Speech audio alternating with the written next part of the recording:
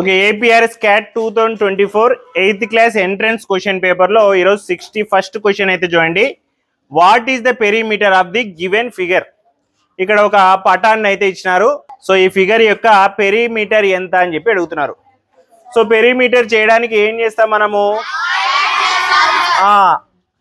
ఆ ఫిగర్ యొక్క టోటల్ ఈ భాగం మొత్తాన్ని కూడా యాడ్ చేస్తూ వెళ్తే దాని యొక్క పెరిమీటర్ చుట్టుకొలత అయితే వస్తుంది. అవునా? సో ఇక్కడ నుంచి మొదలు పెడదాం.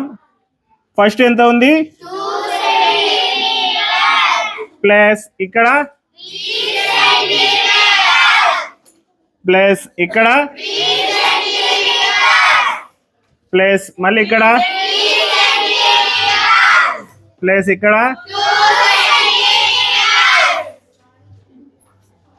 Plus plus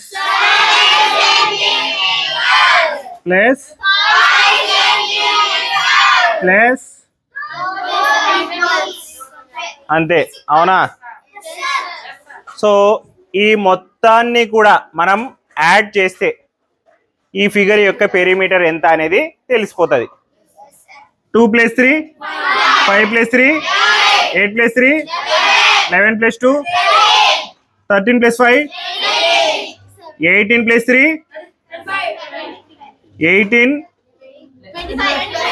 25 25 + 5 30 centimeters. So the perimeter of the given figure, the perimeter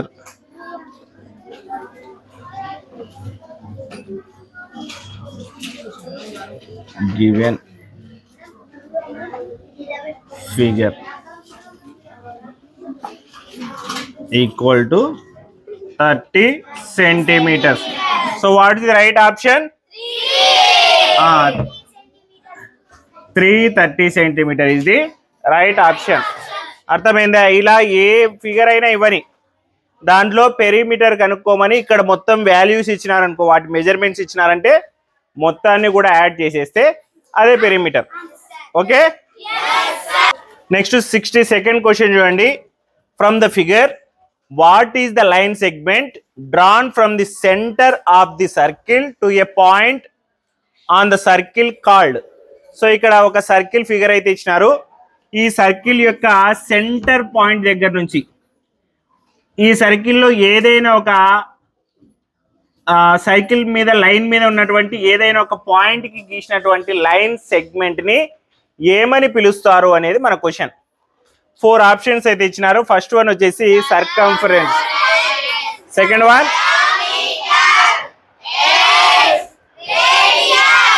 so టోటల్గా 4 ఆప్షన్స్ అయితే ఇచ్చినారు.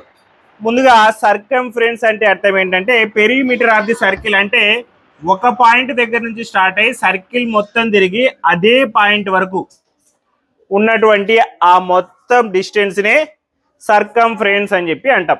ఓకే, తర్వాత diameter, A line from the one point to opposite point. సర్కిల్లో ఏదో ఒక పాయింట్ దగ్గర నుంచి దానికి ఆపోజిట్ గా ఉండేటువంటి పాయింట్ మధ్యలో గీసినటువంటి లైన్ ని ఏమంటాము? డయామీటర్ అని చెప్పి అంటాం. దాన్ని వ్యాసము అని చెప్పి అంటాం. తర్వాత ఎడ్జ్, ఎడ్జ్ అంటే ఏదైనా ఒక ఫిగర్ లో, సర్కిల్లోనే కాదు ఏదైనా ఒక ఫిగర్ లో ఉన్నటువంటి ఒక చివరి పార్ట్ ని ఏమంటారంటే ఎడ్జ్ అని చెప్పి అంటారు. తర్వాత radius, A line from the centre to point అనే సర్కిల్. సర్కిల్లో కరెక్ట్ గా సెంటర్ దగ్గర నుంచి ఏదైనా ఒక పాయింట్ దగ్గరికి గీసినటువంటి లైన్ సెగ్మెంట్ నే రేడియస్ అని చెప్పి అంటారు. సో మనకి ఇచ్చినటువంటి క్వశ్చన్ ప్రకారం ఈ డెఫినేషన్ అనేది ఏ క్వశ్చన్ కి కరెక్ట్ గా సూట్, ఏ దానికి కరెక్ట్ గా సూట్ అవుతుంది? రేడియస్. ఇక్కడ చెప్పిన ప్రకారం సర్కిల్లో సెంటర్ నుంచి ఏదైనా ఒక పాయింట్ కి మధ్యలో గీసిన లైన్ సెగ్మెంట్ ని రేడియస్ అని చెప్పి అంటారు. So what the right option? 4 is the right option.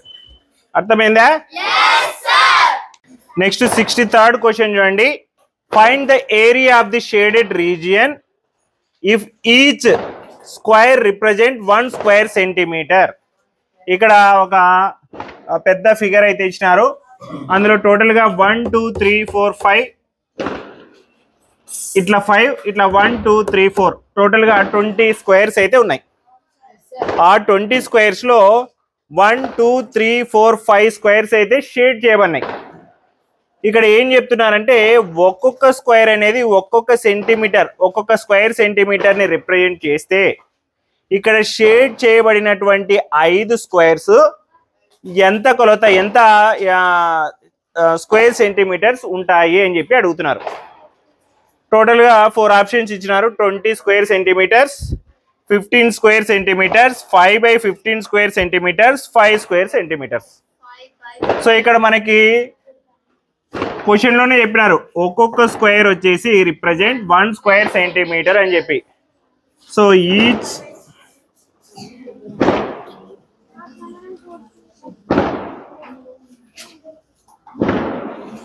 square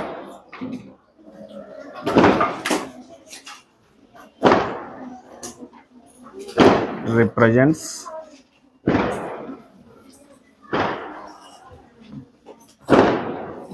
1 square centimeters.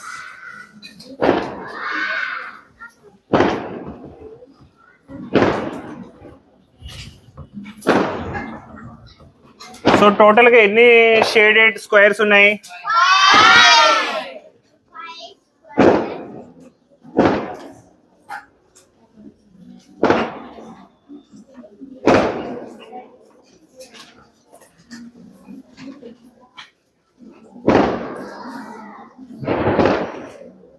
Total shaded squares are 5.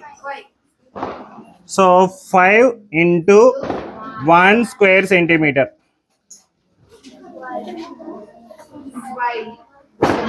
5 square centimeter.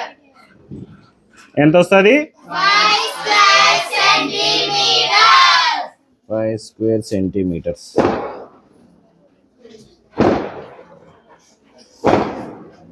చాలా ఈజీ కదా. ఓన్లీ మనం కామన్ సెన్స్ యూజ్ చేసి ఇక్కడ ఏం చెప్పినారు, అక్కడ ఏముంది అనేది అబ్జర్వ్ చేయగలిగితే చాలు. టోటల్ 20 స్క్వేర్స్లో ఓన్లీ 5 స్క్వేర్స్కి మాత్రమే షేడ్ చేయబడింది. ఒక్కొక్క స్క్వేర్ వచ్చేసి 1 స్క్వేర్ సెంటీమీటర్ ఉంటుందని చెప్పి వాళ్ళే చెప్పినారు. టోటల్గా 5 షేడెడ్ స్క్వేర్స్ యొక్క కొలత ఎంత అని చెప్పి అడిగితే 5 into 1 square centimeter equal to 5 square centimeters అయింది. So what is the right option? 4 5 square centimeters is the right option. అర్థమైందా? నెక్స్ట్ 64th క్వశ్చన్ చూడండి. Which of the following is not the net form of closed empty chalk box? సో ఒక క్లోజ్డ్ empty చాక్ బాక్స్ని represent చేసేటువంటి net form ఇందులో ఏది కాదు అని చెప్పి అడుగుతున్నారు. మీకు సింపుల్గా చెప్పాలంటే వీటన్నిటిని కూడా ఫోల్డ్ చేస్తే ఏం రావాలంటే ఈ షేప్ రావాలా. వీటిని ఫోల్డ్ చేస్తే ఈ షేప్ రావాలా. సో మనము ఈ క్వశ్చన్ కోసం ఈ పేపర్స్ని అయితే కట్ చేసిన. చూడండి, ఇప్పుడు నెంబర్ 1 ఇట్లా వచ్చి సేమ్ అలానే ఉంది కదా. సో దీన్ని క్లోజ్ చేస్తే దీన్ని ఇలా, తర్వాత దీన్ని పైకి, తర్వాత దీన్ని ఇలా, దీన్ని ఇలా, దీన్ని ఇలా మడిస్తే ఒక క్యూబ్ లాంటి షేప్ అయితే రావాలా. వచ్చిందా క్యూబ్? సో ఇప్పుడు ఈ ఫస్ట్ ఫామ్తో చాక్ బాక్స్ అనేది తయారవుతుంది, అవునా? సో నెక్స్ట్ సెకండ్ది ఎలా ఉంది? ఇలా ఉంది, అవునా? 4 స్క్వేర్స్ కింద 2 స్క్వేర్స్. దీన్ని ఫోల్డ్ చేసి చూద్దాం.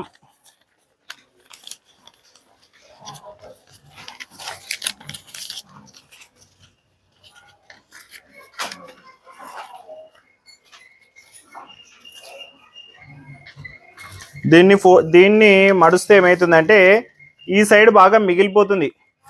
ఎందుకంటే 2 ఇలా వచ్చినాయి, ఇలా మరుస్తే ఏమవుతుందంటే ఇది దీని మీద పడుతుంది. సో ఒక సైడ్ ఓపెన్ అయిపోతుంది. సో ఇది రైట్ ఫామ్ కాదు. ఆన్సర్ వచ్చేసి 2నే, అది కాదు. నెక్స్ట్ 3 చూడండి, అవునా? సో దీన్ని ఇలా మర్చి, దీన్ని ఇలా మర్చి, దీన్ని ఇలా మర్చి దీన్ని ఇలా మర్చి దీన్ని ఇలా మర్చి తర్వాత ఓపెన్ చేస్తే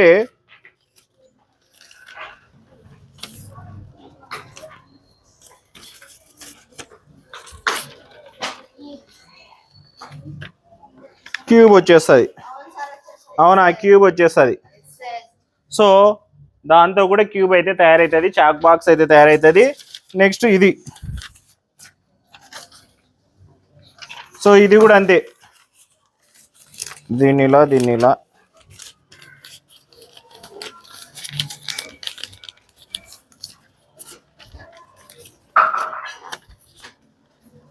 దీన్ని కూడా చాక్ బాక్స్గా తయారు చేయొచ్చు. అవునా, దీన్ని కూడా తయారు చేసేయచ్చు. 4 సైడ్స్కి ఇలా మడత పెట్టేసేయచ్చు.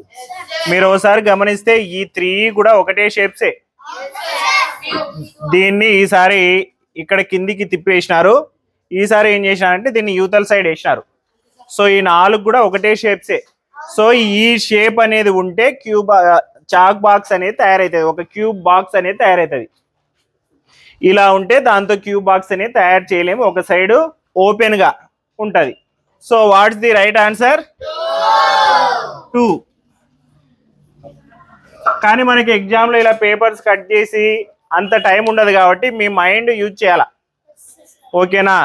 సో దీన్ని ఇలా మర్చినట్టు దీన్ని ఇలా మర్చినట్లు మీ మైండ్లోనే ఓసారి థింక్ చేసి ఏ ఫిగర్తో ఇటువంటి చాక్ బాక్స్ని తయారు చేయలేమని చెప్పి మీరే ఆలోచించి దానికి అక్కడ ఆన్సర్ చేయాల్సి ఉంటుంది. ఓకే, అర్థమైంది ఇది షేప్స్ది? ఓకే. నెక్స్ట్ 65th క్వశ్చన్ చూడండి. In which of the following all its sides are equal? కింద ఇచ్చినటువంటి 4 ఈ ఫిగర్స్ కి సంబంధించినటువంటి నేమ్స్ లో ఆల్ సైడ్స్ ఆర్ ఈక్వల్, ఆ ఫిగర్ లో ఉన్నటువంటి అన్ని సైడ్స్ అనేటివి ఈక్వల్ గా ఉండేటువంటి ఫిగర్ ఏంటి అని చెప్పి అడుగుతున్నారు. ముందుగా నెంబర్ 1 ఏమి? స్క్వేర్. స్క్వేర్ లో టోటల్ గా 4 సైడ్స్ ఉంటాయి. 4 సైడ్స్ ఎప్పుడు ఈక్వల్ గా ఉంటేనే దాన్ని స్క్వేర్ అని చెప్పి అంటారు. ఓకే. Next rectangle. రెక్టాంగిల్ లో 4 సైడ్స్ ఉంటాయి కానీ ఓన్లీ 2 సైడ్స్ వచ్చేసి ఈక్వల్ గా ఉంటాయి.